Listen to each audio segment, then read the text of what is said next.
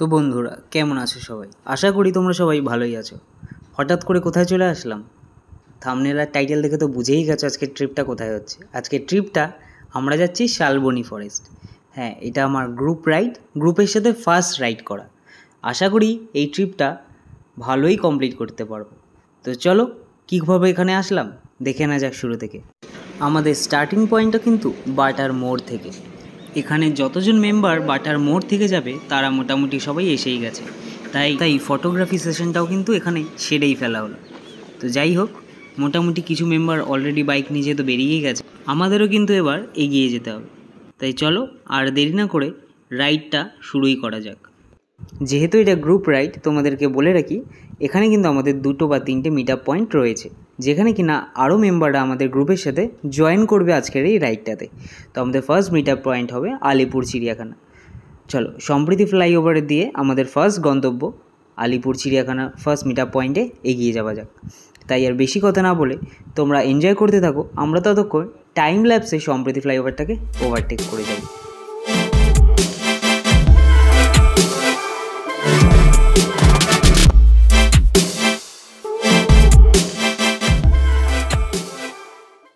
আমরা কিন্তু এসে গেছি এখন ফার্স্ট মিট আপ পয়েন্ট, যেটা হলো আমাদের আলিপুর চিড়িয়াখানা। আর গ্রুপের অ্যাডমিন কিন্তু সবাইকে সবার নিজস্ব রুল অ্যান্ড রেগুলেশনস যেগুলো আছে, মানে একটা রাইড গ্রুপের সাথে কমপ্লিট করতে গেলে তার যে কী নিয়ম থাকে সেগুলো সবাইকে বুঝিয়ে দিচ্ছে, যে কীভাবে রাস্তায় গাড়ি চালাবো, কী সিগন্যাল ইউজ করব, কীভাবে আমাদের মেনটেন করে সবাইকে গ্রুপকে একসাথে এগিয়ে নিয়ে যেতে হবে সেসবই বুঝিয়ে দিচ্ছে। দাঁড়ানোর আগে 3টে ক্রু মেম্বারের মধ্যে যে কোনো একটা ক্রু মেম্বারকে, ফার্স্ট ক্রু মেম্বারকে তুমি নক করতে পারবে না যেহেতু ফার্স্টে আছে, তোমাকে সেকেন্ড ক্রু মেম্বার বা লাস্ট ক্রু মেম্বারকে তোমাকে নক করতে হবে পুরো রাইড যাওয়া আর আসা, ঠিক আছে? আর আমরা আসার সময় কোনা মোড়ে কিন্তু আমরা দাঁড়াবো, মানে আসার সময় কী হয় না, অনেক সময় ছিটতে যায়, তো কে কোন দিকে তুমি যখন ঢুকবে এরপরে তুমি কী হবে টালিগঞ্জ চলে যাবে, তুমি বিহারে চলে যাবে, তো ওর জন্য আমরা লাস্ট আসার সময় কোনা মোড়ে দাঁড়াবো, ঠিক আছে? আচ্ছা, এরপরে আমরা একদম এখান থেকে বেরোবো, ডাইরেক্ট দাঁড়াবো কোলাঘাট, ঠিক আছে? কোলাঘাট দাঁড়াবো, দেন কোলাঘাট থেকে পাঁশকুড়ার মুখে দাঁড়াবো একবার, দাঁড়িয়ে শালবনী ঢুকে যাবো। পাঁশকুড়ার মুখে 5-10 মিনিটের জন্য দাঁড়াবো, এবার শালবনী ঢুকে যাবো, ঠিক আছে? এখন একদম লাস্ট, এখন একদম পুরো কোলাঘাট, কোলাঘাটে গিয়ে চা ব্রেকফাস্ট হবে। ডিসকাশন সেরে আমরা কিন্তু বেরিয়ে পড়লাম আমাদের প্রথম গন্তব্য কোলাঘাটের দিকে। যেরকম আমাদের রাইডের অ্যাডমিন বলে দিয়েছে যে কোলাঘাটে আমাদের ওখানে মিট আপ হবে, ওখানে আমাদের ব্রেকফাস্ট হবে, তাই আমরা দ্বিতীয় হুগলি সেতু ক্রস করে চলে যাব ডিরেক্ট কোলাঘাটের দিকে। তোমরা রাইডটা ততক্ষণ এনজয় করতে থাকো, আমরা এগিয়ে যাই কোলাঘাটের দিকে।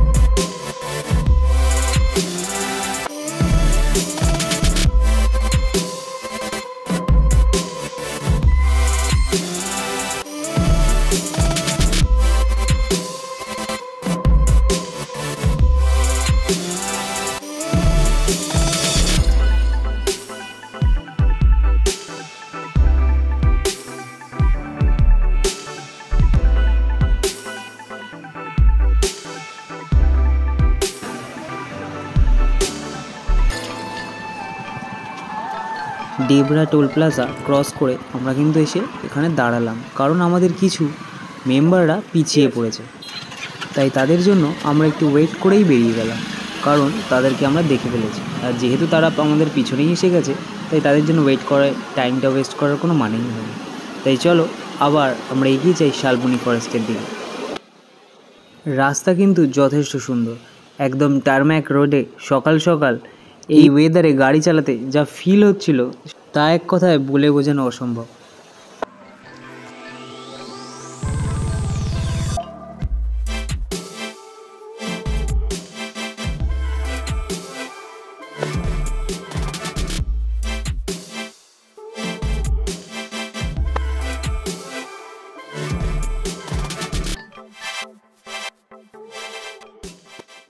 পাঁশকুড়া ক্রস করার পর আমরা কিন্তু পাঁশকুড়া থেকে রাইট টার্ন নিয়ে নিলাম। এই ডান দিক থেকেই আমাদের চলে যেতে হবে শালবনী ফরেস্টের দিকে। তাই এবার আর হাইওয়ে না, আমরা চালাবো ওয়ান ওয়ে দিয়ে গাড়ি। তবে আশা করা যাচ্ছে রাস্তা কিন্তু ভালোই পাবো। যাই হোক, সেটা তো সময়ই কথা বলবে। চলো এগিয়ে যেতে থাকি।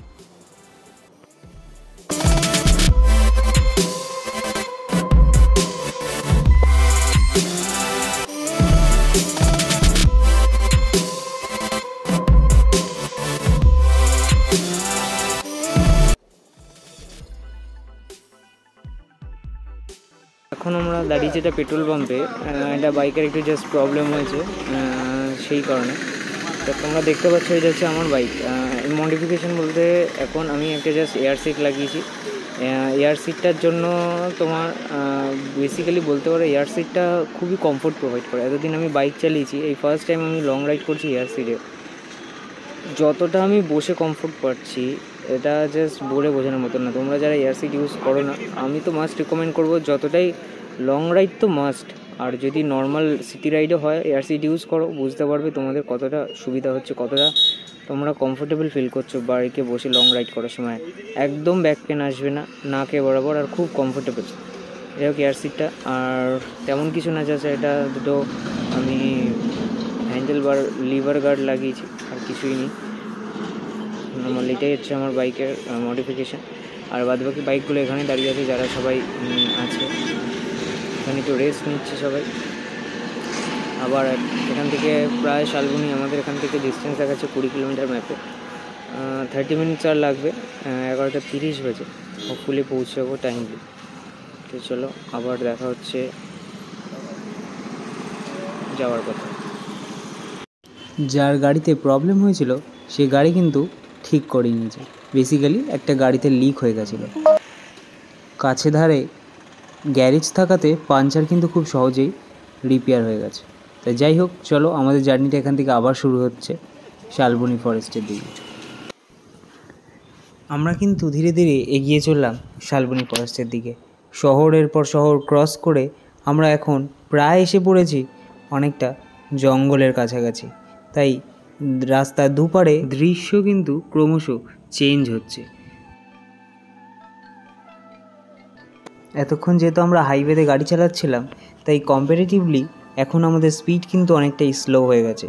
যেহেতু এটা ওয়ান ওয়ে রাস্তা, অপোজিট সাইড দিয়ে গাড়ি আসছে, তাই গাড়ি কিন্তু এখন একটু দেখে বুঝেই চালাতে হচ্ছে। তাই জেনুইনলি সবার স্পিডই একটু স্লো হয়ে গেছে। আর তাছাড়াও হবে নাই বা কেন, রাস্তার দুধারে এরকম শাল গাছের শাড়ি দেখতে কারই না বা ভালো লাগে। বাইক রাইডের সাথে সাথে এরকম শাল গাছের শাড়ির মাঝখানে রাস্তা দিয়ে যাওয়া, এটা কিন্তু অনেক দিনের স্বপ্ন ছিল। তোমরা যারা অ্যাডভেঞ্চার পছন্দ করো, আর বিশেষ করে বাইক রাইডিংয়ের মাধ্যমে অ্যাডভেঞ্চার, তাদেরকে তো আমি অবশ্যই বলবো কিছুটা সময় লাগলেও শালবনী ফরেস্ট কিন্তু অবশ্যই ঘুরে এসো। হ্যাঁ, তেমন অ্যাট্রাকটিভ কিছু না থাকতে পারে, তবে অ্যাডভেঞ্চার কিন্তু অবশ্যই পাবে। অ্যাডভেঞ্চার মানে অফ রোডিংয়ের অ্যাডভেঞ্চার, অ্যাডভেঞ্চার মানে জঙ্গলের মধ্যে দিয়ে বাইক চালানোর অ্যাডভেঞ্চার, সাথে হাতি দেখার সৌভাগ্য যদি থাকে তো অবশ্যই তোমরা সেটাও এক্সপিরিয়েন্স করতে পারবে। তাই চলো আমরা এগিয়ে যাই শালবনী ফরেস্টের দিকে। হ্যাঁ, অনেক হয়তো তোমরা ভাবছো যে আমরা তো শালবনী ফরেস্ট পৌঁছে গেছি, তবে না, একদমই না। এখান থেকেও শালবনী ফরেস্ট প্রায় 17 বা 17 কিলোমিটার দূর আমাদের ডেস্টিনেশন।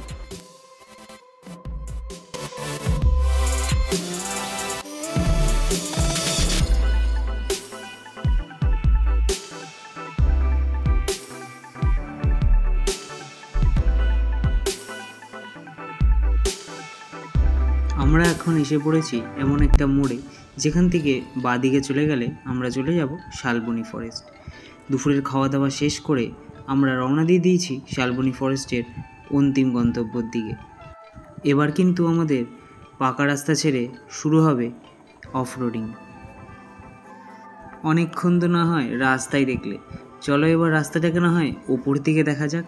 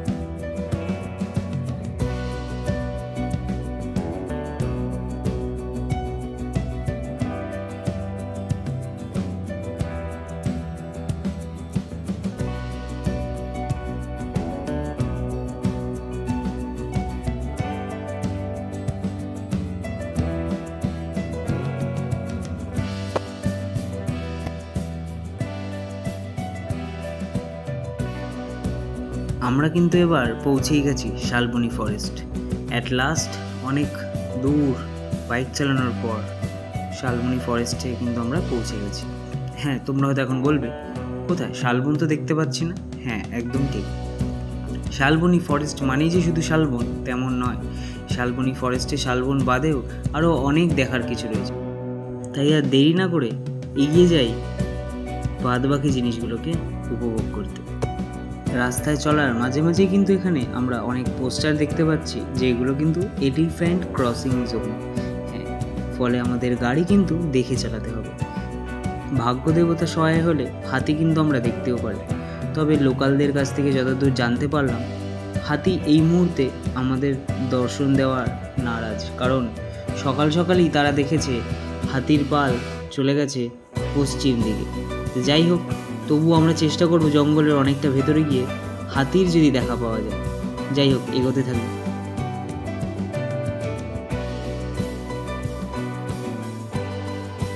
হ্যাঁ বন্ধু, এখান থেকে শুরু হলো আমাদের জঙ্গলের প্রবেশ, অর্থাৎ পুরোপুরি অফরোড।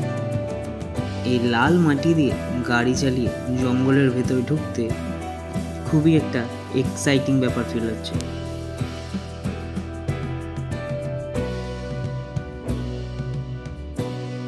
দেখো বন্ধুরা, তোমরা যেটার অপেক্ষায় ছিলে, শালবনী ফরেস্টের শালবন, সেই শালবনের সারি কিন্তু শুরু হয়ে গেছে। রাস্তা অফরোড হলেও চালাতে কিন্তু বিশেষ কিছু অসুবিধা হচ্ছে না। এইভাবেই মাটির রাস্তা ধরে আমরা বেশ কিছুটা পথ এগিয়ে গেলাম, এই আশায় যে যদি আমরা হাতি দেখতে পাই। বলেছিল তো হাতি পশ্চিম দিকে গেছে, সেই অনুযায়ী আমরাও পশ্চিম দিকেই এগোতে শুরু করলাম। কিন্তু ওই যে কথায় আছে না, কপালে না থাকলে ঘি ঠকঠকাইলে হবে কি। হাতি কি আর আমাদের কপালে আছে দেখা? একদমই না। তাই দুধের স্বাদ ঘোলে মেটাতে আমরা জঙ্গলের আরও ভেতরে চললাম, যদি অন্য কিছু দেখা পাওয়া যায়। হাতি, আরে বাবা, হাতি না হোক, বন্য শুয়োর তো দেখতে পাই, সেটাই আমাদের কাছে অনেক।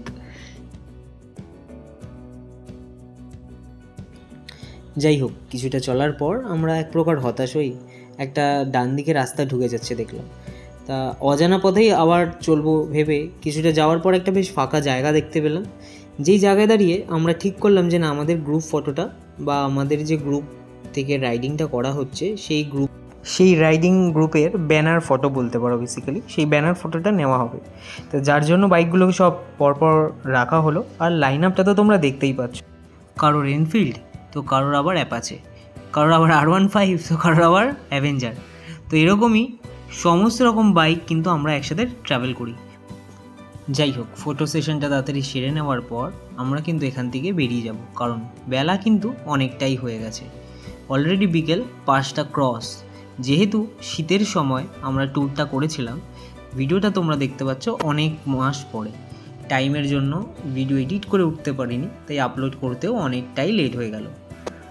যাই হোক, লেট হলেও ভিডিওটা কেমন হয়েছে কমেন্ট সেকশানে কিন্তু তোমরা অবশ্যই জানাবে। আর হ্যাঁ, এরপর নিয়মিত বা রেগুলার ভিডিও কিন্তু আসতে চলেছে চেঞ্জিং গিয়ার চ্যানেলে। তোমরা যারা রাইডে যেতে ইচ্ছুক বা রাইডে যেতে পছন্দ করো, ভাবছো কীভাবে রাইডে যাব, কোন গ্রুপের সাথে রাইডে যাওয়া যায়, তোমাদেরকে আমি বলে রাখি, আমরা কিন্তু ট্রাভেল করছিলাম সাউথ বাইকার অ্যাসোসিয়েশনের সাথে। তোমাদের মধ্যে যারা এই গ্রুপটাতে জয়েন করতে ইচ্ছুক, তারা কিন্তু ডেসক্রিপশন সেকশনটা অবশ্যই ফলো করো। হ্যাঁ, ডেসক্রিপশন সেকশনে গ্রুপে জয়েন করার লিঙ্ক এবং হোয়াটসঅ্যাপ গ্রুপটার লিঙ্কও দেওয়া থাকবে, যার ফলে তোমরা যদি আগামী দিনের রাইডগুলোতে পার্টিসিপেট করতে চাও, সেটাও কিন্তু অবশ্যই সম্ভব। আর হ্যাঁ, চ্যানেলটাকে সাবস্ক্রাইব করতে অবশ্যই ভুলো না। আগামী দিনে আরও সুন্দর সুন্দর ভিডিও তোমাদের জন্য আমি আনতে চলেছি। আমরা কিন্তু এরকম কিছু অফ বিট প্লেসেস প্রায়শই ভিজিট করে থাকি। তোমরা যদি কেউ জয়েন করতে চাও আমাদের সাথে এই রাইডে, অবশ্যই কমেন্ট করো, আমি তোমাদের প্রত্যেকের কমেন্টসে রিপ্লাই দেওয়ার চেষ্টা করব। আশা করি তোমাদের এই ভিডিওটা অবশ্যই ভালো লেগেছে। এরকম শালবনের মধ্যে দিয়ে বাইক চালিয়ে যেতে আমারও কিন্তু খুবই এনজয় করেছি। তাই একটা গোটা দিন শালবনী ফরেস্টের মধ্যে কাটানো এই এক্সপিরিয়েন্সটা যদি তোমরাও অভিজ্ঞতা করতে চাও, অবশ্যই ঘুরে আসতে পারো শালবনী ফরেস্ট। হ্যাঁ, স্টেইংয়ের জন্য কিন্তু এটা একদমই সুইটেবল প্লেস না। এটা কিন্তু একটা ওয়ান ডে রাইড বা ওয়ান ডে ট্রিপ প্ল্যান হিসাবেই তোমরা প্ল্যান করে বেরোবে, যাতে একদিনেই তোমরা জায়গাটাকে এক্সপ্লোর করে ঘুরে আসতে পারো। অবশ্যই প্রচুর ফটো নেওয়ার জন্য ফটোজেনিক প্লেসেস রয়েছে, যেগুলো কিন্তু খুবই সুন্দর। আমি তো বলবো ফেরার সময় আমরা যে রাস্তাটা দিয়ে ফিরেছি, যাওয়ার সময় কিন্তু আমরা সেই সেম রাস্তা দিয়ে একদমই যাইনি। ফেরার সময় আমরা যে ভিউগুলো পেয়েছি, আমরা যাওয়ার সময় কিন্তু সেই ভিউগুলো একদমই পাইনি। তবে আর দেরি কিসের, তোমরাও তাড়াতাড়ি ব্যাগ প্যাক করে বেরিয়ে পড়তে পারো কিন্তু এই শালবনি ফরেস্টের উদ্দেশ্যে। শালবনের মধ্যে একটা দিন কাটাতে কিন্তু তোমাদেরও আশা করি ভালোই লাগবে। যাই হোক, সন্ধে অনেক হয়ে গেল, আমরাও বাড়ির দিকে এগোতে থাকি। তোমরাও এনজয় করতে থাকো আমাদের বাড়ি ফেরাটাকে। দেখা হচ্ছে পরের ব্লগে। আর হ্যাঁ, চ্যানেলটাকে কিন্তু সাবস্ক্রাইব করতেও ভুলো না। তোমাদের এক একটা সাবস্ক্রাইব আর লাইক আমাকে কিন্তু খুবই মোটিভেট করে পরের ভিডিওটা আরও ভালোভাবে বানাতে। চলো tata, take care, good by.